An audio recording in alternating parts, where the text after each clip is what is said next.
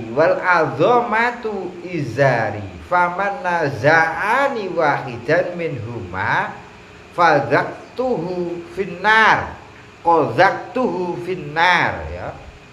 Al kibriya uridai wal azamatu izari faman naza'ani wahidan minhuma qadzaktuhu finnar.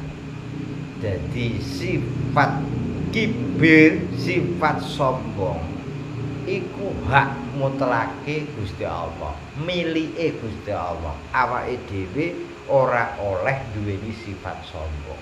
Lah wong kok duweni sifat sombong, dawuhe Allah taala qadzaktuhu finnar, bakal dijungkelno karo pangeran ning ngene neraka. Qadzaktuhu finnar. Jadi bahaya wong duweni sifat sombong. Ya.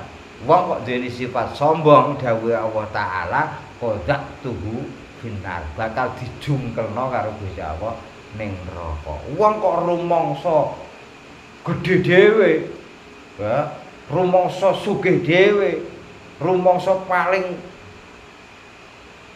agung dhewe, qadzaktuhu finnar, bakal dijungkelno karo Gusti Allah ning gone neraka.